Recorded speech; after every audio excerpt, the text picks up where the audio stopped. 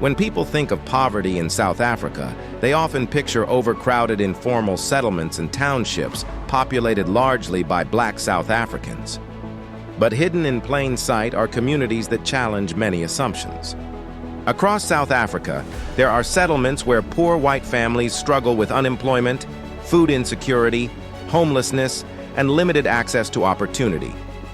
These communities have attracted international attention because they reveal that poverty can affect people of every racial background, even in a country where race continues to shape economic outcomes. Today, we'll explore the history of these communities, how they emerged, the lives of the people who live there, and why they remain the subject of debate. To understand white poverty today, we first need to understand South Africa's history. For much of the 20th century, apartheid created a system of racial segregation that reserved many economic and political advantages for white South Africans while severely restricting the rights of Black South Africans and other racial groups. When apartheid officially ended in 1994, the new democratic government faced the enormous task of reducing inequality and expanding opportunities to the majority of the population. Although the economy grew in some periods, South Africa remained one of the world's most unequal countries. Most people living in poverty continue to be Black South Africans, reflecting the lasting effects of apartheid and other structural factors. However, poverty also affects people from other racial groups, including some white South Africans. White poverty is not new. It existed even before apartheid, particularly during the early 20th century. After apartheid ended, economic restructuring, globalization, technological change, unemployment, substance abuse, family breakdown, and other factors contributed to financial hardship for some white households. Many people successfully adapted to the changing economy. Others did not. Some families lost businesses. Others struggled to find stable employment.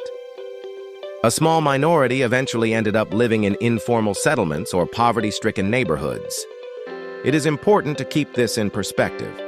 White South Africans make up a small share of the country's population, and white poverty represents a much smaller portion of overall poverty than poverty affecting Black South Africans.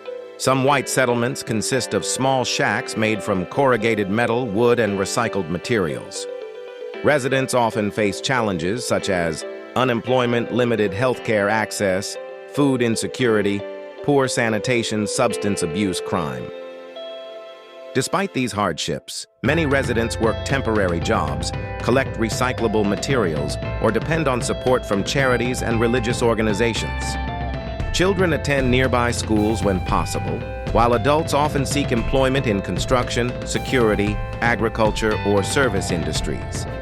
One of the best-known examples is Coronation Park near Johannesburg. Originally intended as a caravan park, it became home to hundreds of low-income white residents. Many people there have described losing jobs, facing rising living costs, or experiencing family crises before arriving. The community has received extensive media attention over the years. Residents' experiences vary widely, and no single story represents everyone living there.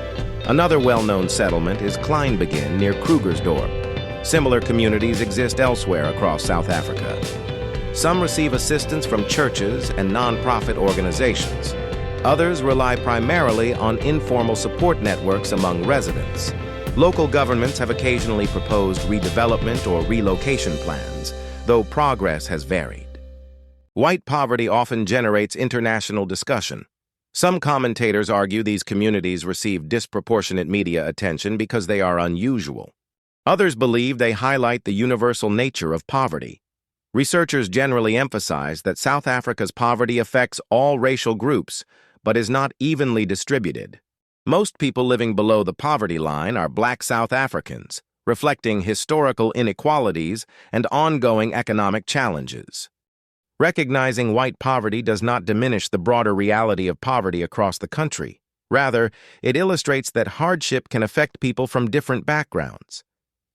Efforts to reduce poverty include job creation, skills training, improved education, affordable housing, substance abuse treatment, social welfare programs, and support from charities and faith-based organizations.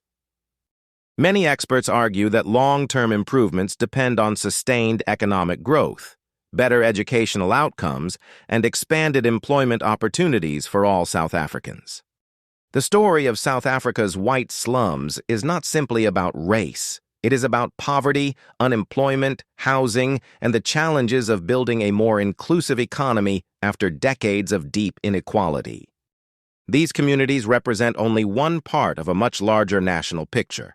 Understanding them requires acknowledging both the hardship experienced by their residents and the broader context of poverty affecting millions of South Africans from many different backgrounds. By examining these stories carefully and in context, we gain a more complete understanding of the country's ongoing social and economic challenges.